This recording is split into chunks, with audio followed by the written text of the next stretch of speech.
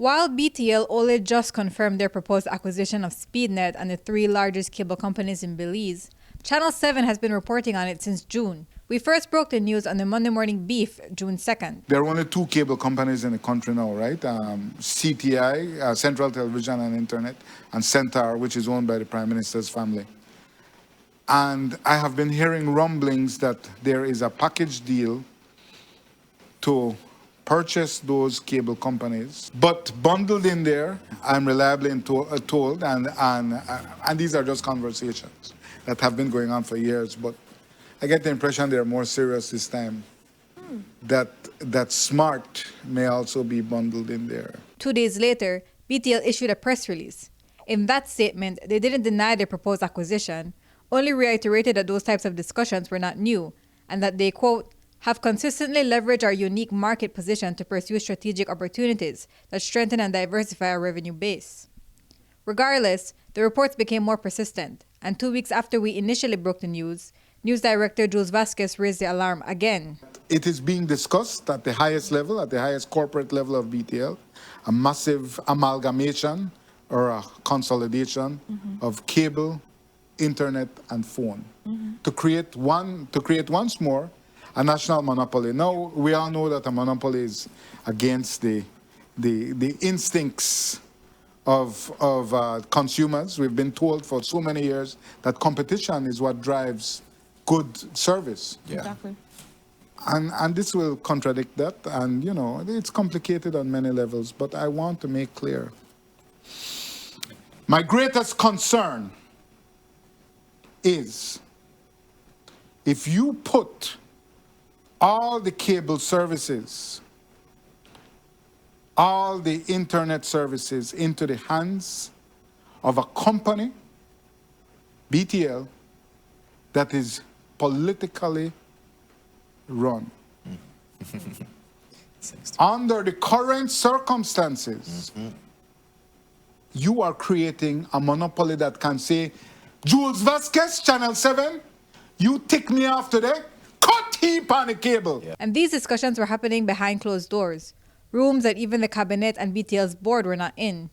And if you ask the Prime Minister, which we did multiple times, he denied any knowledge of it. Can you talk about this rumored sale of Smart to BTL? Is that the rumored sale of Smart to BTL, is that going through? I don't know. You'll have to talk to people at BTL and the people at Smart. You are the supermajority of the, or you appoint, sorry, the supermajority of the board, and your family owns Smart. If this sale were to go through, wouldn't it be a conflict of interest? I wish it would be my family owns Smart. But those things are discussed at the management level, and then it goes to the board. I can assure you that if something were to happen, it has to be in the interest of BTL and the interest of the Elision people. As you look it over, one has to ask, are you looking it over as a future parent company or the owner of your family-owned business, SpeedNet? Is that deal still live? I think you need to talk to other people about that. I would not comment on that. I have nothing to do with that. And maybe you need to talk to Jaime. His number. BTL is always interested in becoming more efficient.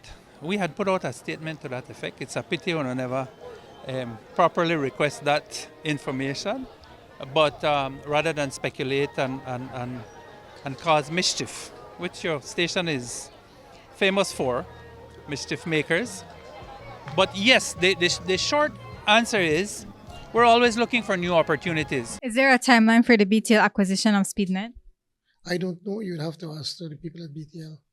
Sir, but what would be the public explanation given, considering that it is sort of a conflict of interest with BTL and SpeedNet being owned by your family members? So then why do you ask me that question? You feel that there's a conflict of interest. I have said already that I'm not involved with it. And if you want to know from the personal or from the business side of from my family, you need to go and speak to them. Don't speak to me about it. I'm not saying it very respectfully. We even tried asking Senior Minister Francis Fonseca, who confirmed that the matter hadn't been brought to Cabinet. Certainly that issue has not been brought up to Cabinet.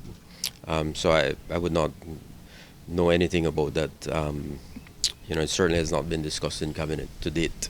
We've also been told that the board has not been consulted, even though the period of gestation of this deal has been ongoing. What do you make of this, the fact that it's sort of happening in the dark? I really can't comment because I don't know. I don't know if you're saying that's the fact. I don't know that to be a fact. I would think that the board would be consulted and that the board would be apprised of the developments if in fact those developments are taking place.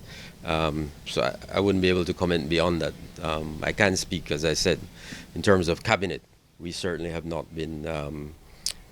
Any information on this issue has not been shared with us. It was not shared with even the BTL board until the last minute, which is why this director resigned. But for 7 months, it has been a game of corporate hide and seek, while negotiations were held behind closed doors. This is a private company, so the decisions that we make here not necessarily need public consultation. Private company, but publicly owned. And now, with the prospect of an emerging monopoly, boardroom decisions with major police implications.